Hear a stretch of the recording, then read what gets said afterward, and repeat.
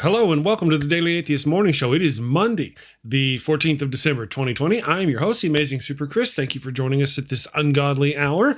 I've got my co-host, Andy Hall from the Laughing in Disbelief blog over at Patheos and the Laughing in Disbelief channel here at YouTube. He'll be joining us in just a minute. And The Rage from the Raging Atheist channel, Nokasuchi from the Raging Atheist channel. He'll be joining us in a minute.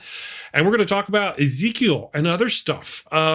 These guys' links are down there below, so don't forget to subscribe. Go to their channels, subscribe to them. We're going to talk about that. We're going to send you, an atheist Christmas thing. So good morning, everybody. Hope you had a great weekend. Hello, all. Chris Mallard here, atheist extraordinaire, host of the Daily Atheist Morning Show, and currently burning in hell. Oh, don't worry about me. I'm not dead. I'm just down here for the annual Christmas party. I mean, annual Solstice Awards party.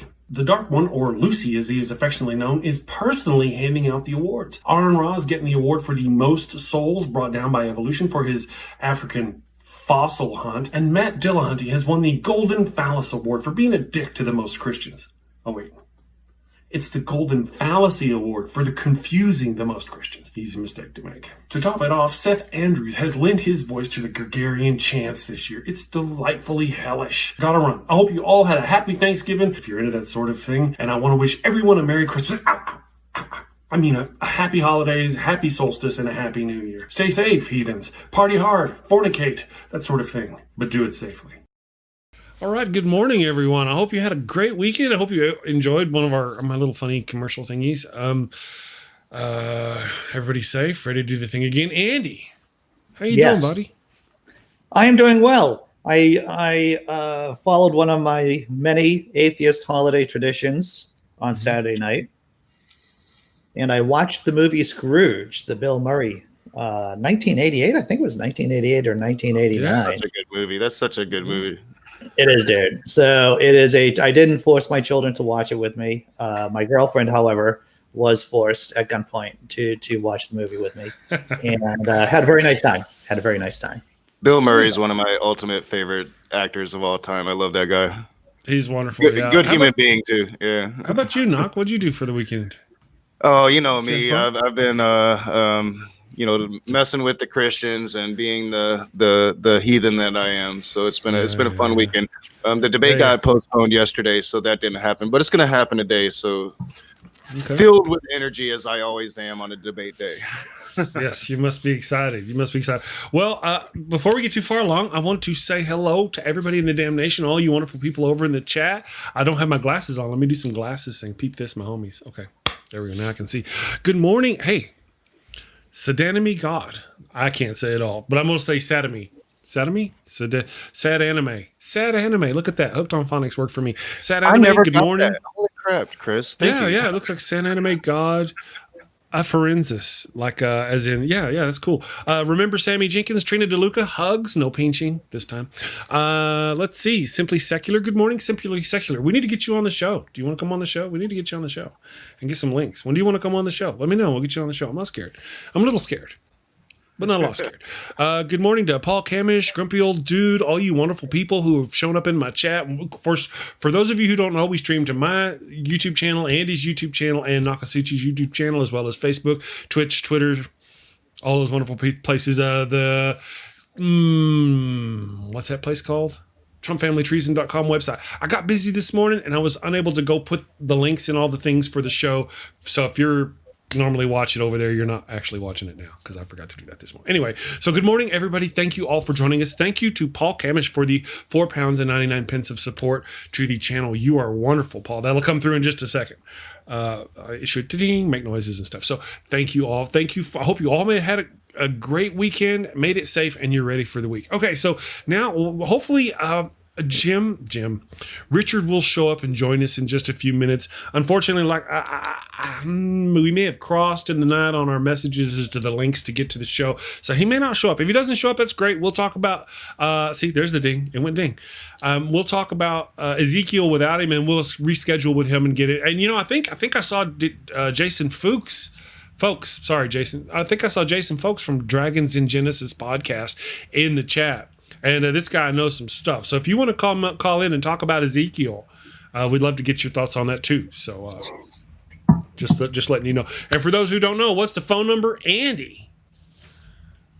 My personal phone number, I do not give out, my friend. 1-800-GOOD-LOVE. I do not give out my telephone number, but the telephone number for the show, is that what you're asking me? It's Yes. 940-326-7469, and that's 940-damn-show. Damn show. So if you want to call us and visitate with us, give us a call. Be patient with me as I'm getting things going. So yes, good morning, everybody. Thank you all for joining us. Andy, you got to look. You're waving. We should also let people know that YouTube was awfully weird this morning, as well as Google. Weird.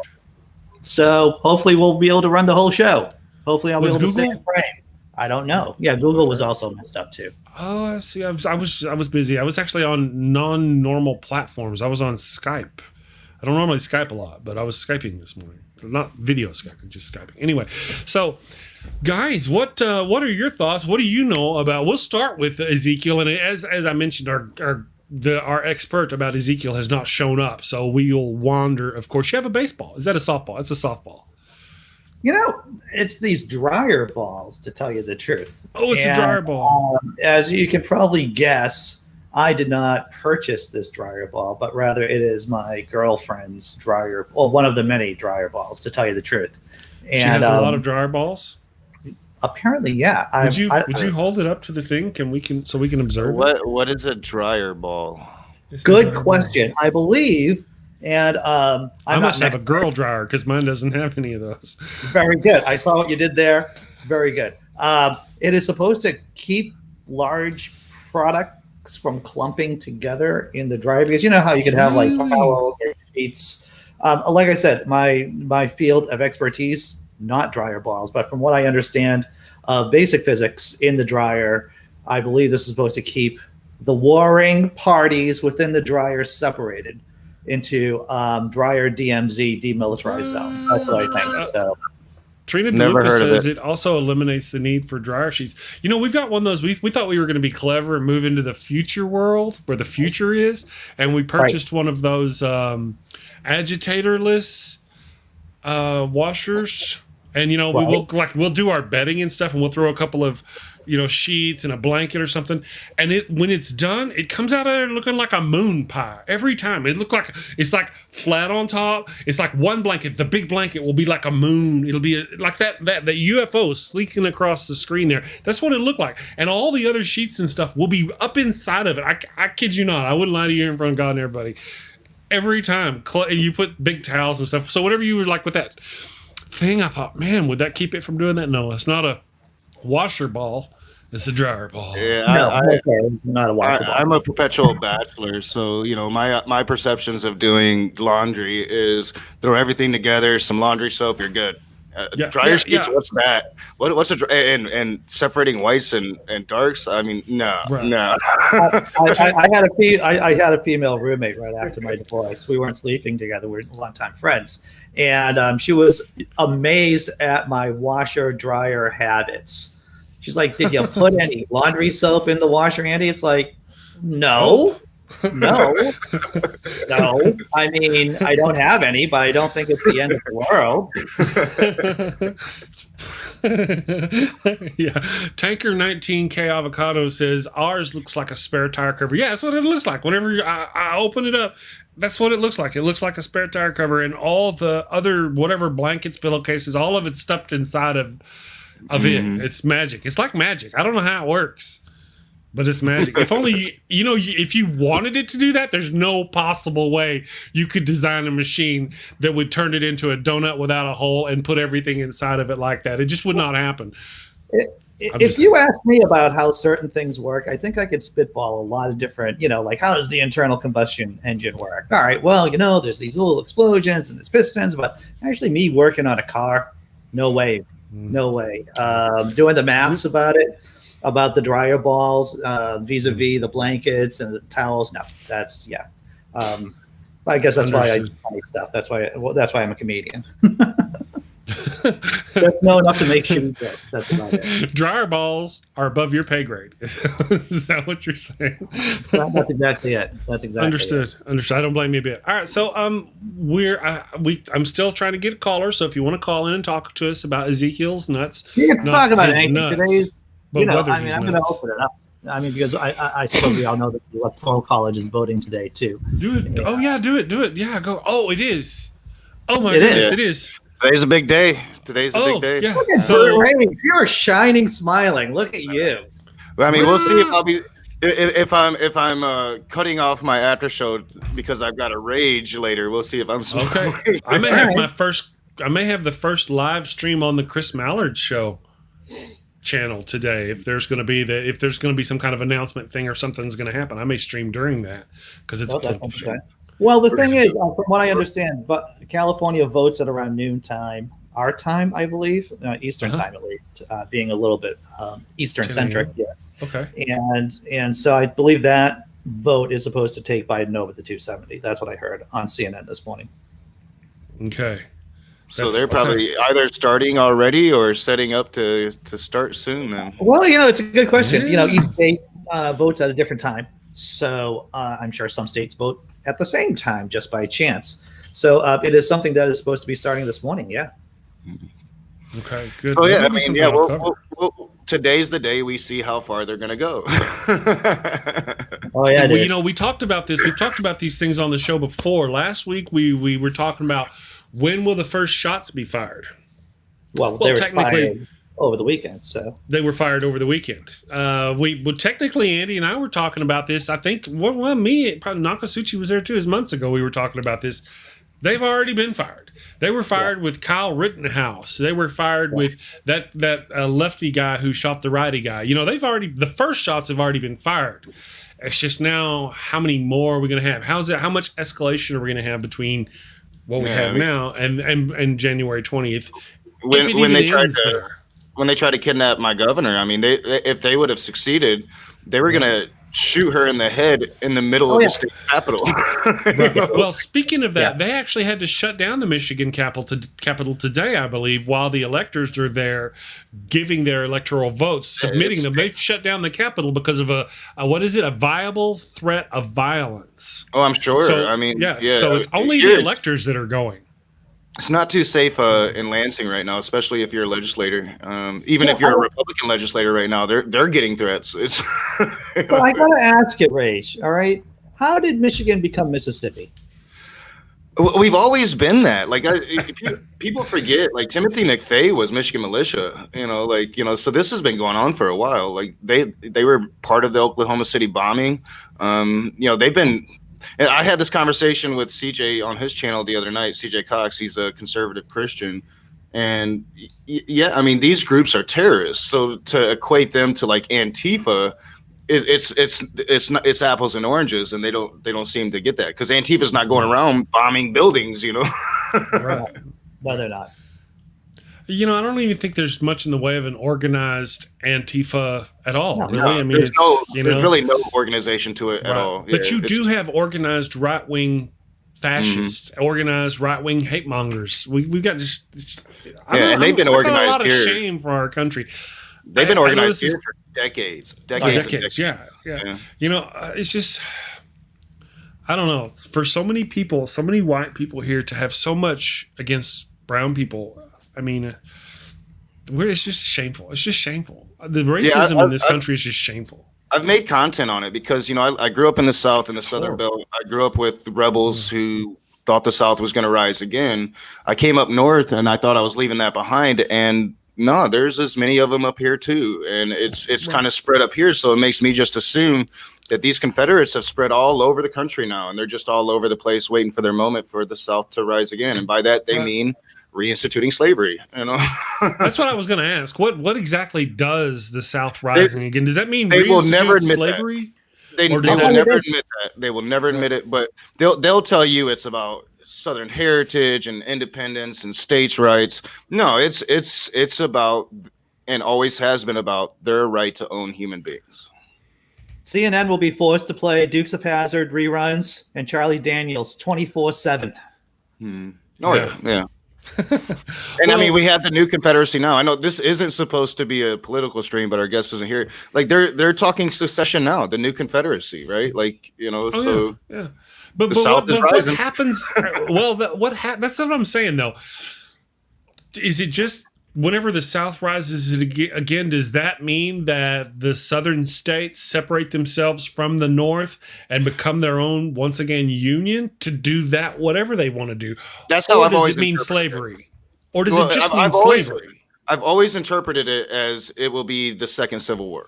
But there's got to be a goal after that. There's got to be more to it than just killing the other guy. What do you have? All right, that's what I'm saying. They've succeeded. They've had their second Civil War. Now they're on their own. I would hope it's not about slavery anymore. Although I think a couple of them, a bit of them probably do still want to have slavery. No, but I think now it's about that culture war that's been being fought. So, you hear Rush Limbaugh saying, they don't understand us and we can't see any of them and us, and there's going to be no peaceful coexistence. I think that's what it is. It's more about a war now. It's an us against them mentality. Right. You're not like us, so we're going to segregate and separate ourselves, create our own country, and then those like us, you guys come here and leave those liberals over there. That's what I think. Yeah, I guess I get that. Growing up, it was always about race. But now I think it's morphed into something different, Yeah.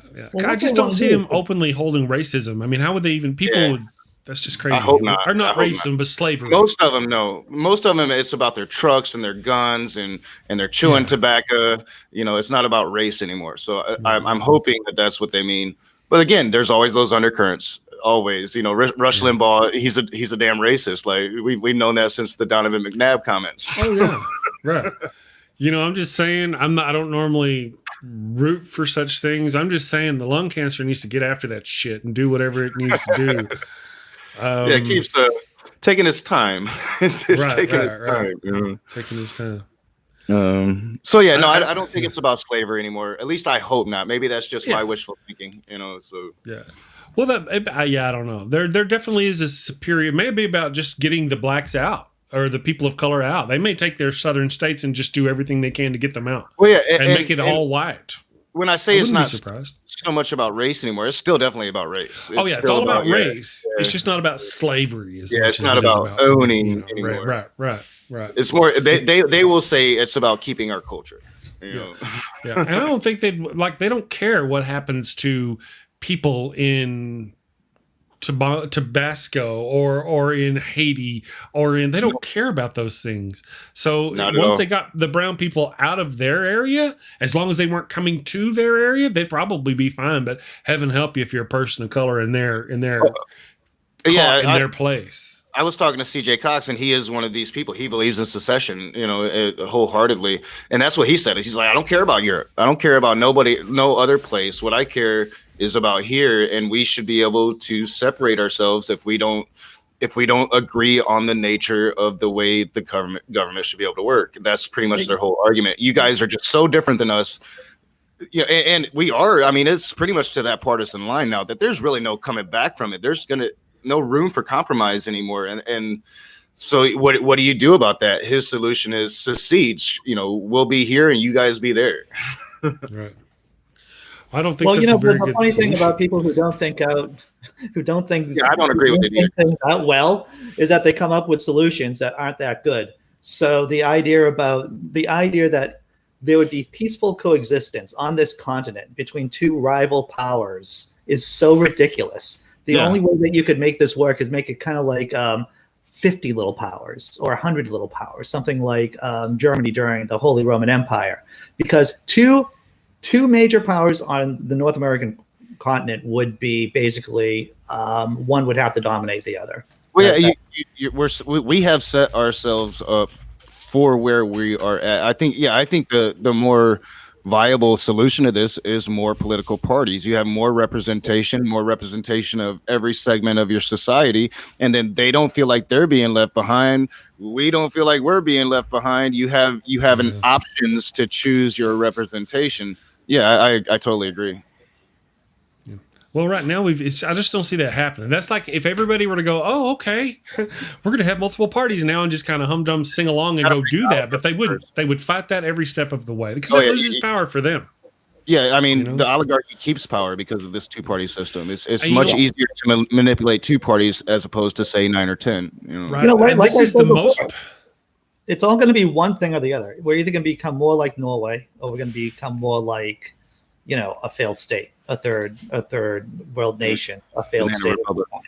Yeah, Banana Republic, exactly. It's one or the other. And a lot of people, liberals included on this, they have this delusional idea that somehow that we can do some kind of middle path, some kind of middle ground manifestation of the middle ground fallacy here, that we can somehow be a little bit Norway and a little bit failed state. And that doesn't work. It does not work. As anti-war as I am, for 3 years now, I predicted a civil war. I think that's it's bound to happen.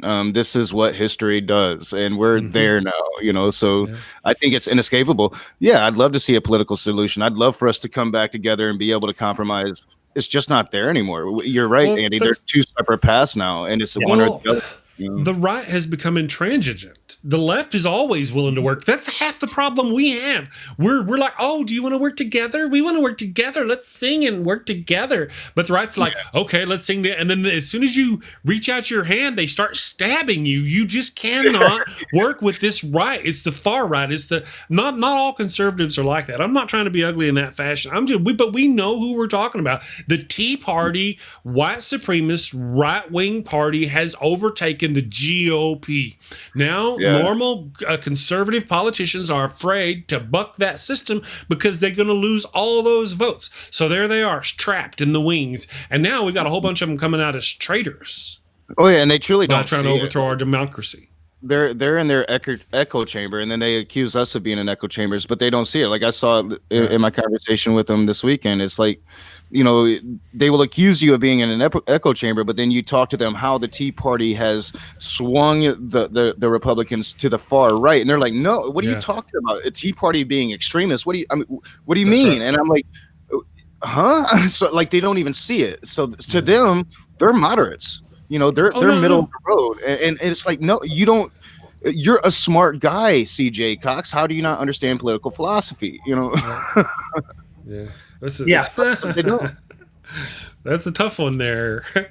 I don't know, man. It's just right now they could stop. They could, but Trump is in such a bind, and he's the closer we get to the end of his term, the more desperate and the more dangerous he becomes. And he's got this control over this conservatives. How many? 126, the last I heard, and I'm sure it's gone up, have gone on and literally signed their names to a piece of paper saying they want to overturn the election. Yeah, and they're going to be Did I not say that was coming, Andy? Oh yeah, they're going to be pulling. All indicators is they're going to try to pull some kind of shenanigans today. While there'll be some faithless electors probably. I'm just reading through a CNN piece about what are faithless electors, and basically they're electors who've been voted to vote a certain way in the electoral college and then change their vote. Right. So we'll see a few of them more than likely. Will they swing the vote? No. It won't swing the tide of victory, but it will show us who they are. Yeah. And it'll show us how far they're willing to go. I mean, when are we going to stop playing patty cakes with these people and start charging them for treason? Because I mean, that's what they're trying to do. They're committing treason. That's what I've been saying. I've been saying, oh man, I'd hug you. Is that French? Thank you, Derek Cruz, for the $2 of support to the channel, brother. I try to get it in there. We just go on today. Thank you, sir. The media don't even hint at that. They don't even. It's like they don't even hint that. Hey, what Donald Trump is doing is sedition. You don't hear that. I'll tell you how. I was watching Fareed Zakaria, which I think everyone should watch. 10 o'clock Eastern on CNN on Sundays, and his last segment had a chef on who helps, give tons of food to people in need right now during the COVID-19 crisis. And he was supporting the idea about a department of food, basically, just to help poor people out in this country. And I turned to my girlfriend and I go, wow, I wonder why he just doesn't say socialism is the answer. Why doesn't he say this? Cut to commercial, and then there's a commercial for Fidelity. And I go, oh, that's the reason why. You can't talk about socialism because you have large corporations like Fidelity giving money to your show. And so that is how corporations warp the conversation. Because obviously, if we had a functioning government that embraced socialism, democratic socialism, then yeah, we wouldn't need to have private charities giving out food to people. Well, to what Nokasuchi was saying about these people being traitors and coming out and marking themselves and all that, I made a video. I'm going to play a video for the people. That's the wrong screen. I'm going to play a video for the people, though, and I want you to... Okay, real quick, ahead, Richard Madsen is he's in the side chat. He says, "I'm a jerk. I forgot completely!" Exclamation point. Even wrote it down. I'm sorry, Chris. The rage at the Daily Atheist Morning Show. That happens. You're welcome to still join us. I mean, yeah, you can still. We still have plenty of time, so jump on in. We're kind of off on politics now. We'll blame you for that. Well, you blame me. I was the one who brought up the Electoral College today, so. Yes. All right, so let me see if I can get this here. Screen +3, and I need to change the screen. I got something up there. Let's see here. There's my shared screen. I don't know. I've been tinkering with computers. That's not the one. It could only be that one. Okay. Here we go. You guys should be able to hear it in theory.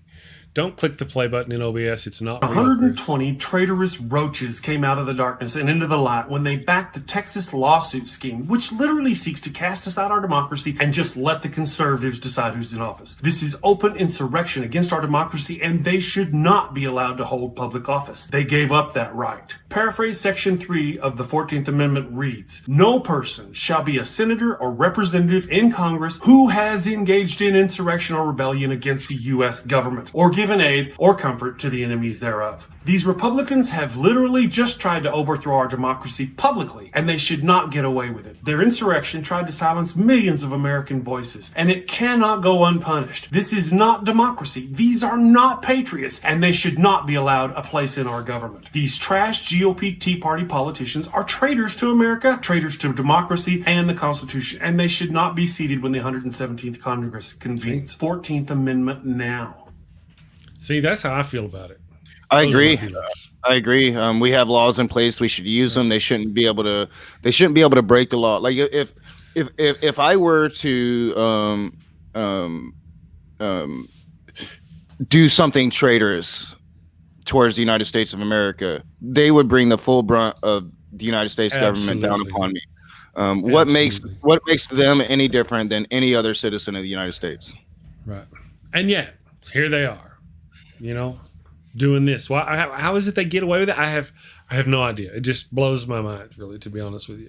I mean, look what they did to Snowden. Snowden exposed them for what they are, and he's been on the run his entire life. And yet, these congressmen can just sit there and betray the country. I would argue that Snowden is a hero of the country. And he's running for his life, and these congressmen are sitting in their push homes and plotting the takeover of the United States of America and getting absolutely away with it. I think it's ridiculous. Yeah, I guess I kind of get into it there, don't I? Junk Shop Library. Sorry. Yeah. I don't know about Snowden. I don't know enough about his situation. Really, I just don't know enough. I don't have the facts. He exposed the NSA. He exposed the American government spying on American citizens. Gotcha. Okay, well, that's bad. I get you. I totally get you. I just, like I said, I don't know enough about it to really speak to it. But there are other complications we've got. We've got things where we can't hear Andy. Andy's talking and we don't hear him. I think Andy may have muted himself. I muted myself, yeah. The reason why people get away with these things, it's summed up by the Athenian siege and Milos, I believe that's how you pronounce it, is that the strong do what they can, the weak suffer what they must. And that's basically how it boils down. A lot of people get caught up in what's legal or what's reasonable or what the law says, but in all reality, the law is only there to bind the powerful as much as it can. But ultimately, it's our jobs. It is a use of force, either by voting or by activism, to make people behave themselves. Ultimately, right. Well, I really like something Nokasuchi said earlier is that the right would be pursuing every avenue they could to prosecute this 14th Amendment thing if the left were doing it. Where's Nancy Pelosi? Why are they not doing this? Now, I heard there's the New Jersey senator. I don't remember his name. He may be a congressman, not a senator. I don't remember his name. He's the one who's pushing this idea of bringing forth the 14th Amendment, the third section of the 14th. He's the one who's trying to push this to keep these people from being seated. I heard that Nancy Pelosi kind of sent out some message to some of the DNC talking about they're trying to overthrow our government or something like that. But I never heard her support that. I want to hear them support this. I want to see them doing something. I see a lot on the right. The right is assaulting our government, our institutions, our democracy, our freedoms, our voting system. They're just bashing the hell out of our country. Where's the left? Where's Nancy Pelosi? Them try to keep these people from getting unseated. I see one or two good ideas. Where's the rest of them? I want those voices. They won the election, so it's all over. Yeah, I do try to be fair to Nancy because I do understand that she is a moderate and she fights hard when she thinks she can win, and then she doesn't when she thinks there's no absolute chance of winning. So I try to be fair. I don't see why there's not a way to win though. This has been used before. And it seems everybody tries to say she's this political masterminding genius, and I don't see that. I see her making bad decisions strategically in the face of just the brick wall that is McConnell and now McCarthy, her peer. So I really see her folding, and I don't understand why Democrats keep reelecting her or Schumer when they just they don't seem to win ever, they pick their battles unwisely. Yeah, they fight hard sometimes. Nancy right now, she's fighting hard to make sure Americans get something from this government, but I don't know. To me, it's always been like just she picks the wrong battles. So I don't know. I don't understand why she's still in leadership. I think we need somebody with gumption, somebody that's going to be willing to stand in open-faced opposition against McConnell and McCarthy, not the other way around. The reason why the Democratic Party is in a death spiral, and let's be honest, the Democratic Party is in a death spiral, is because they don't want to activate their base in off-year elections, right? Or in off-year elections. Can't. Well, they don't want to because you see that's a progressive base, basically, right? Mm-hmm. If you give too much power to your base, and that means all those people, all those middle-of-the-road oligarchical Democrats are going to be voted out of office. So that's why they're in like what happened on the right. Exactly. So the Republicans, and the thing is, right, it isn't like the Republicans gave it to their radical base. The radical base took it from them. They absorbed the Republican Party, and the left here just isn't doing that. The way to do it is to go out during primaries in 2 years and to primary all of these middle-of-the-road Democrats and have progressive. Right. You're exactly right. And you can see it right now. Donald Trump kept his base. He fed his base for 4 years straight. Yeah. What did they do? As soon as Biden wins, they started Democrats attack their base. Obama's coming out now. Slogans like defund the police only hurt. Like, no, we are your base, and you're losing us. We gave you this election. It could be your last. Ship up or ship out. That's right. Good morning, Richard. Thank you for joining us. Peace and respect. How are you doing today? Peace and respect, gentlemen. How you guys doing today? Boy, I cannot keep up with this conversation at all. I'm so uneducated about these topics. I know I'm terribly irresponsible citizen. Terrible. Yeah. Well, really, today we're just kind of batting things around. There's going to be interesting things that happen today. Tomorrow's show is going to be all about what happens today. So if you're down for switching it back to some Ezekiel talk, I know nothing about Ezekiel. I know he's nuts. Sure you do. And I know he's got the wheels in the wheels. Well, I know that he's nuts. He may be nuts. Or he may be, that's why I put in the thing, nuts or sheer hallucinogenic brilliance. I hope you get your opinion on it. He also made the prophecy of Tyre. Yes, the prophecy of Tyre is in the book of Ezekiel, as well as a God who keeps calling Ezekiel by the wrong name, calling him Christ when he's not, and also angels that don't act like angels anywhere else in the rest of the work. Well, he calls himself Son of Man, right? Yeah, the one calling themselves God there keeps calling Ezekiel Son of Man, which is not a Son of Man, but the Son of Man, which would mean Christ in the rest of the text. Oh, yeah. And if you guys aren't familiar with what Richard's referring to is God is talking to Ezekiel the whole time. Or a God is talking to Ezekiel anyway. Yeah, the phrase Son of Man appears in the Bible 50 times, 30 times in just the book of Ezekiel. Yeah. Gotcha. See, I don't know anything about it. I hadn't heard nothing about this. I knew there was some craziness that went on. Now, Richard, my understanding is you believe your beliefs lead to the Bible being more about a story of what's yet to come. Is that right? Is that a fair assessment? Although, parts of it? Although interventions in the past, the main event, the big halftime show, is at the end of the planet, where our ancestors return to us, having caused all this. And yes, they're completely responsible in every way, to invite us to become part of their established society. I mean, if I say, it sounds stupid, I know, but if I said that there was an intelligence who never lived on this planet and doesn't live on this planet now, but communicated to us saying they're going to show up in mass, that's either end times in Catholicism, Christianity, etc., or an alien invasion, depending on how you look at it. I got a matter of perspective, huh? I'm all about aliens.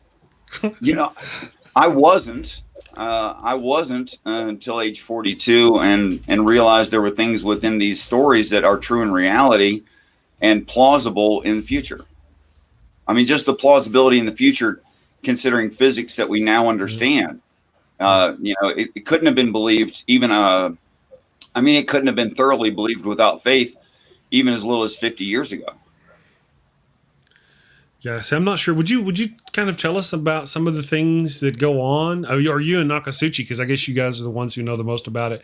About some of the things that go on in the Book of Ezekiel. Because maybe an overview. Start kind of give us this is what it's about. Well, that would be fun, right? Like if you don't like mind, Naka could say something he finds ridiculous, and I could justify it. Yeah. Well, I'm gonna. I was thinking a synopsis real quick. I'd like to hear what Richard thinks about Ezekiel, and I can add some little inputs. I'm trying not to go reveal too much to my interlocutor this afternoon on where I'm going to go with Ezekiel. I see. But I do know a lot about Ezekiel, and me and Richard would definitely disagree on a lot. But he takes a completely different interpretation than the one I'm disagreeing with. So, his interpretations are very, very interesting. And I've told Richard, he knows this. I find them far more logically possible than what the Christians say.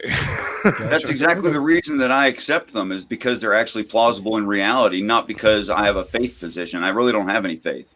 Yeah. But if it makes predictions that are accurate, in plausibility within chemistry and physics, then I have to go, well, those people didn't know that stuff. They just didn't know it. So let's just take one example that is a plausible prediction or statement that ordinary people would say, oh, that's a faith statement. Right.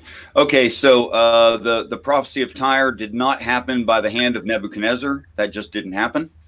Whether they want to try to say, oh, it was fulfilled by Alexander the Great or whatever they want to say, it's not the actual prophecy that's there, correct? Mm-hmm.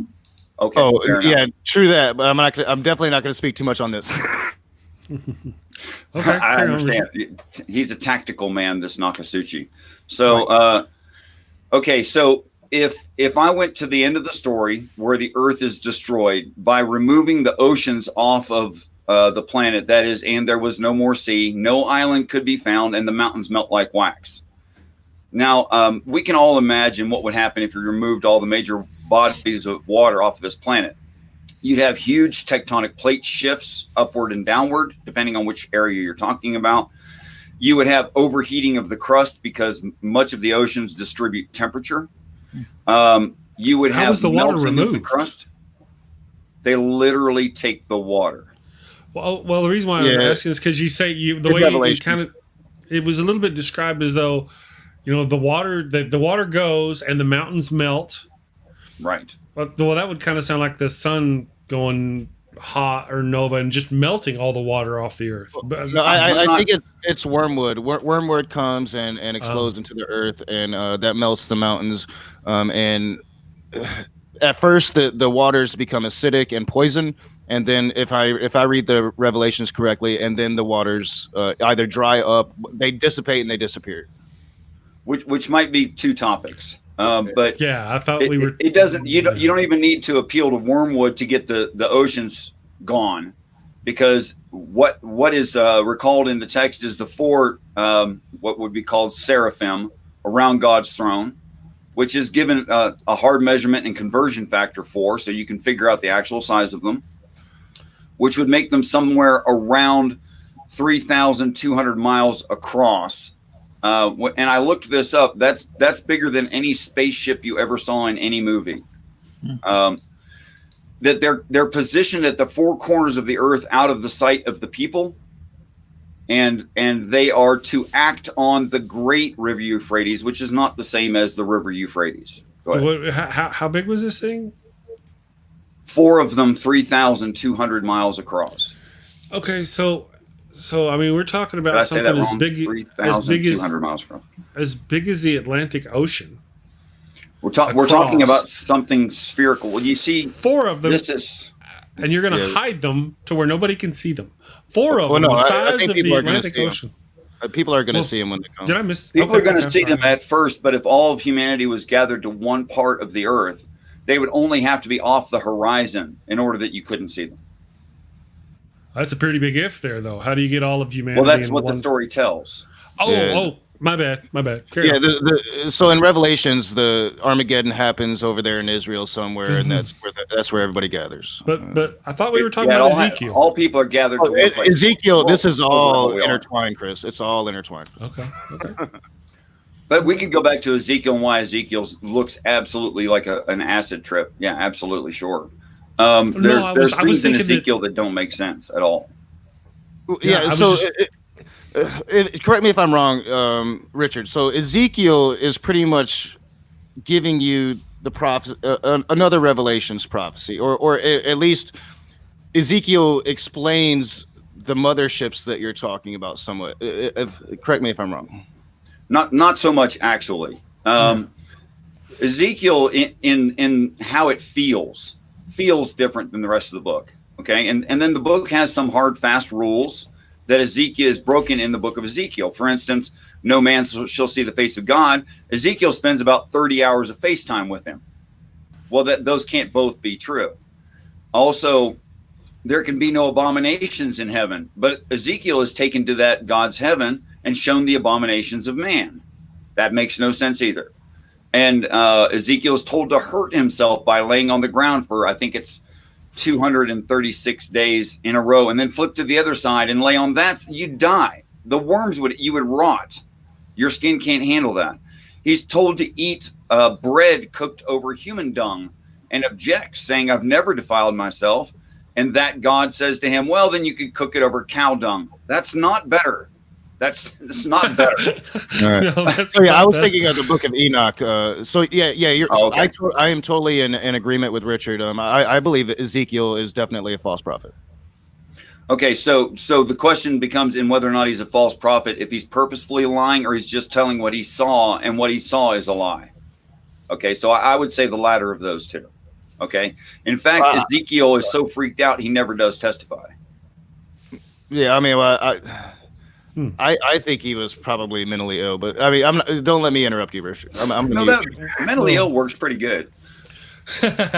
Well, there's other things. Notice I mentioned up in the description up here, hallucinogenic brilliance. There are a lot of things. If we were to just take all the supernatural out of this, there are a lot of things that could cause these kinds of visions. He could have stumbled across some kind of mushrooms. He could have got some kind of encephalitis, swelling kind of thing. I don't know. There's all kinds of things that could have happened that caused illusions or whatever that can cause these sorts of things. We don't know. God required. NGR, no God required. Well, I could be reading this wrong, and Dr. Josh, if you're listening, and I say this and it's not right, please correct me and tell me where I'm wrong. But I think prophecy was being a prophet was an actual profession back then. When Ezekiel became a prophet, things happened earlier in his career to where he wasn't sure if he had found the right calling in life, right? Because some of his prophecies weren't coming true. But then he was reaffirmed by other oracles. So Yeah, I could be wrong, but I think it's almost like it was, once you became known as a prophet, that was pretty much your trade. I don't know, but it's kind of murky. I could be wrong, and hopefully Dr. Josh doesn't kill me. What was the time period that the book was written? Approximately. Those are all guesses. I mean, we do that according to the style of the language and how they used words. That's how we basically do that. Yeah. So the prophecy of Tyre, when Ezekiel made the prophecy, it was 586 BCE. We know that because that's when Jerusalem fell to Nebuchadnezzar. Okay. But what were you saying, Richard? I maintain that the time frames are absolutely irrelevant because it's not talking about that place or that time in the ancient Near East at all. That's what I thought. Yeah, because yours is about the future. Am I right? I think it's only talking about the future, except for the first 5 days and into the 6th day of the book of Genesis is not talking about the future, but actually people being on the planet. Gotcha. I mean, that's certainly a different view. Well, I don't think a person actually has a choice about it. If I said to a Christian, when will human beings know the truth? They'd say, well, when they're elevated into heaven, that's when they'll know the whole truth, and we won't know it until. I say, okay, well, when does that happen? They say, at the end of end times, they're elevated into heaven. Okay, fine. Would that include knowing the difference between good and evil? They say, yes. I say, okay, well, then that's when we eat of the tree of knowledge of good and evil. They say, no. Make up my mind. Which is it? I see what you did there. And that's the major difference between I think you and most Christians, Richard, is you argue that even though the prophets themselves probably thought they were prophesying for their current times, they were in fact prophesying at all times about end times. And so I think most of this has never even really, it hasn't happened yet, but it's going to. I think it's like when your dad sat you down and said, look, boy, this is what it is to kiss somebody. And it sounds really crazy and it sounds impossible because you don't know what he's talking about. You've heard about it, but you don't really know. But to him, it's just old hat. That's something that happened 40, 50 years ago for him. It's when he starts showing you that you have to worry. That is true. That would be. No, son, don't hold your tongue stiff. Like this. Sorry, terrible. Richard. that was really awful. My bad, man. Y'all carry on. No, that is a good warning. Actually, if your dad kisses you in a passionate way, something is wrong. Right. That's a bad sign. You should object for anyone who might see this in the future. Yes. Okay. Anyway, you were saying before I rudely interrupted. It was a funny joke anyway. So to the writers that already went through it, and I would quote from Revelation chapter 7, verses 7 through 14, where it says that angels are a group of beings who went through the great tribulation, washed their clothes in the blood of the Lamb, and reside with God. But I only know of one kind of animal that does those things in that order, and those would be humans. So what the Bible is actually saying about what an angel is that it's a perfected human. So that's what. So has that happened here? Has the Great Tribulation happened here? Well, obviously not. We're sitting here talking about it. Elsewise, yeah.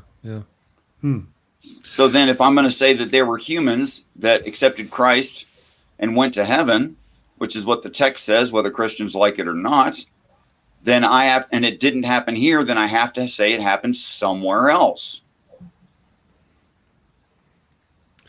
Okay, I guess that makes sense. Yeah, I just don't know enough about the text to what I'm saying I guess I need to go read it. What I'm saying is the reason the whole book, including Revelation, is written in the past tense is because it did happen in the past. And when we got the story of it, could have been up to an entire Earth time ago. We could have gotten the story, but we didn't.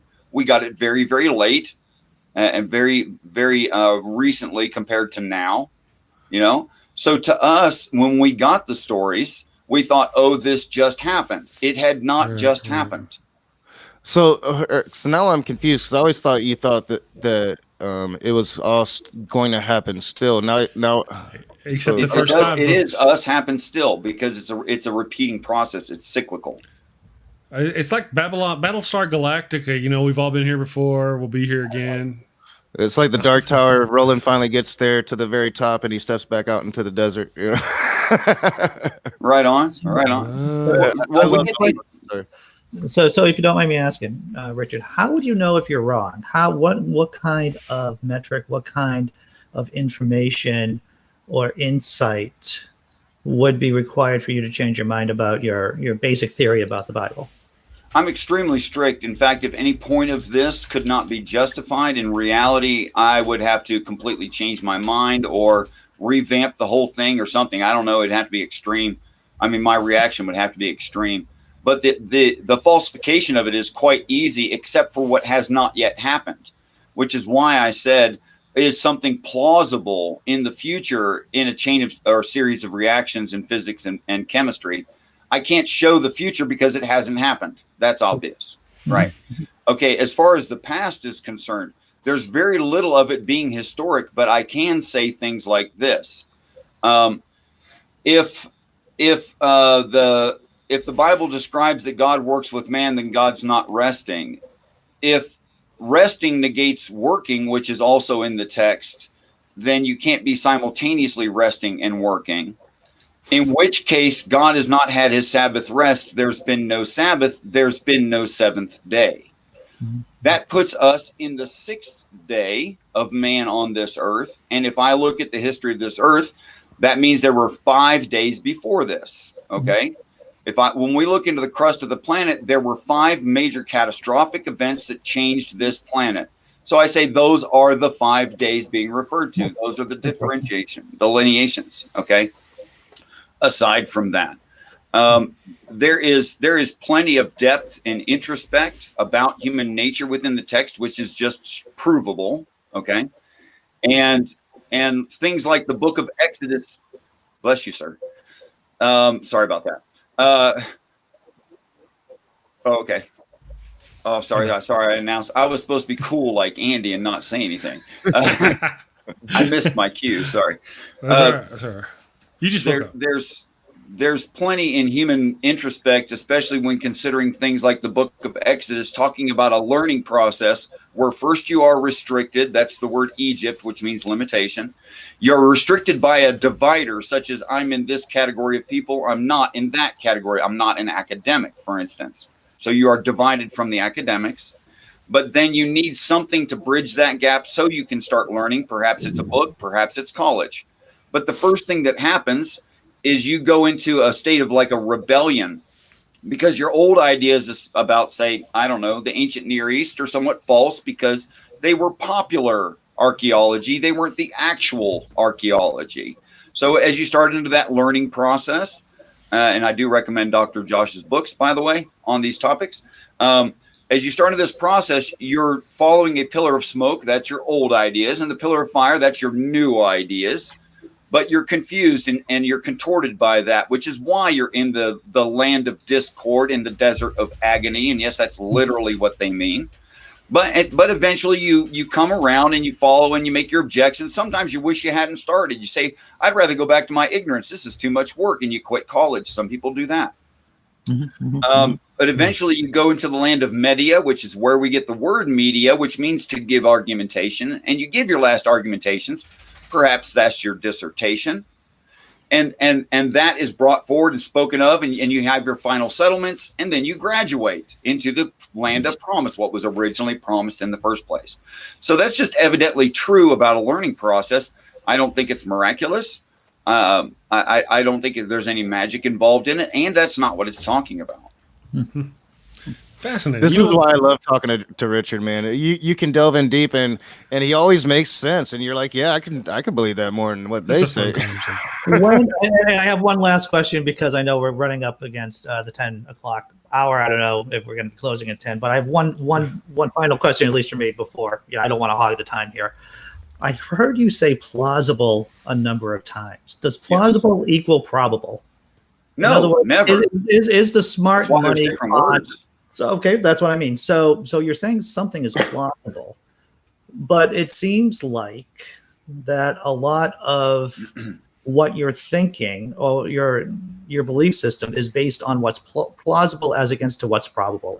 Is that right? Is that wrong? It's totally fair for you to say that, but I would ask you, how many in a series would you like to be plausible before you said that's more than coincidental? For instance, if you said, I was walking down the road and I found a tire. Yeah. Like a sports car tire. And then I went a little further, I found a rim. And through the rest of the story, you build an entire Ford Mustang. Mm-hmm. Okay, well, that's not coincidence.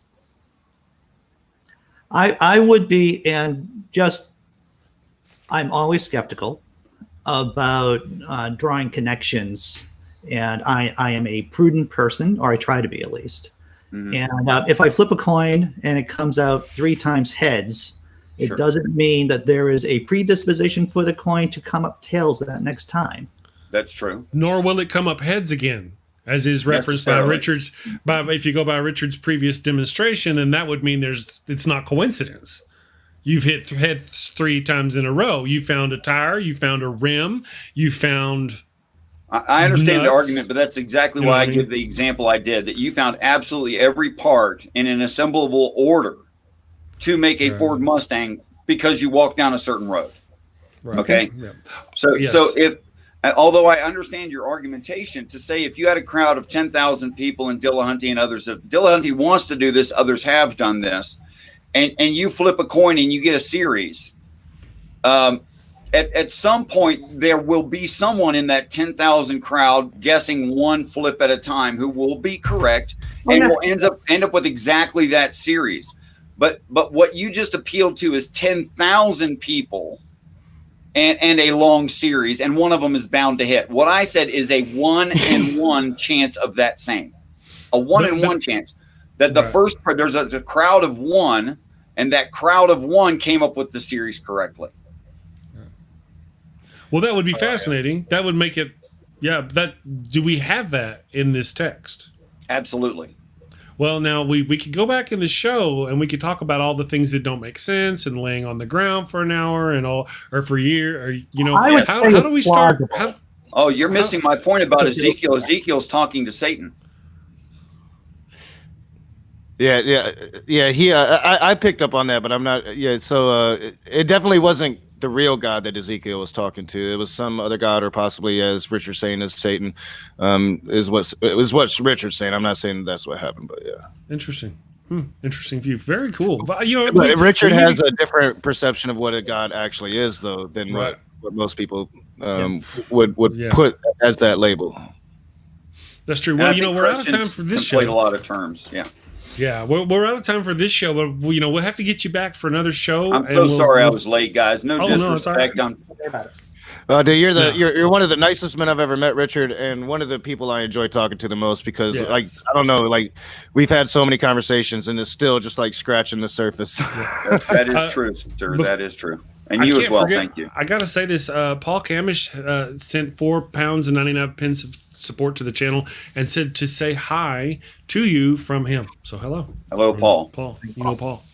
I'm going to go ahead and wrap it up. Thank you, guys. You're all wonderful. Andy, what do you got going on, buddy? Anything before? I have a lot of things coming up over the next couple of days. I'm glad that you asked. I have Michael Weissman from The Bible Says What podcast on Wednesday at 11 a.m. We're talking Christmas. We're talking about having an atheist Christmas.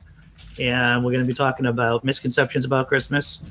And on Thursday, the 17th at 11 a.m., I have Dale McGowan talking about Christmas music. And on Friday, the 18th, Dragons in Genesis is popping in. And we're just going to get crazy. That's what we're going to do. Jason's fun. And I'm dropping this. First time I've talked about it. We're doing a new show late night on Sundays. Well, late night for me is 10:30 p.m. Thank you very much. With my buddy Jack Materko, we're going to be talking about the Satanic Temple stuff, and there all kinds of stuff going on. We have a guest coming on this Sunday at 10:30 p.m. on my channel.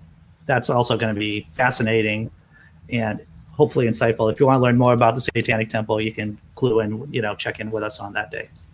Awesome. It's going to be fun. Nokasuchi, man, what do you got going on? Yeah, busy day. You got a busy day. Yeah, we've 1 p.m. on the channel will be Apostate Alliance. If you guys haven't seen that show, come check it out. John interviews mainly ex-Muslims, but apostates, and we go through their deconversion story, or John and Faye goes through their deconversion story. Good show, needs more viewers. And then at 3 p.m., the debate with C.J. Cox, the synagogue, on the prophecy of Tyre. And then around 5:30ish, we'll see when the debate ends. We're going to have an after show. Dr. Josh is going to come on and tell me how I butchered the history, and we're going to open it up and have a good conversation. So awesome, busy day today. Good. Then tomorrow we get back to Matt Powell. Andy is going to join us for that at noon tomorrow. So there you go. Very awesome. excited How about you?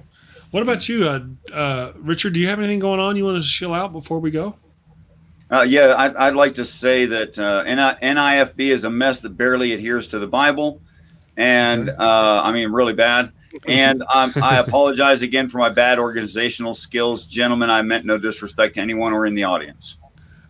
That's all right. You know what? I got to get your email or something. I just Twitter. We'll get with you, and we'll make it happen next time. No send worries. me an email, Richard, because I accidentally emptied my emails out, so I don't have your email address anymore. I couldn't find his email. All right, so no worries. All right, all you except Andy. I can't write Andy yet. He's a bad person. That's my Twitter account. You're on the Twitter team. Right on. Love to. Okay, guys, I'm going to wrap it up. Thank you to everybody in the damn nation. I'm going to go ahead and run that Christmas in Hell commercial again before we leave. Thank you all for watching. We'll see you tomorrow. Have a great day. Take care. Hello all, Chris Mallard here, atheist extraordinaire, host of the Daily Atheist Morning Show, and currently burning in hell. Oh, don't worry about me. I'm not dead. I'm just down here for the annual Christmas party. I mean, annual Solstice Awards party.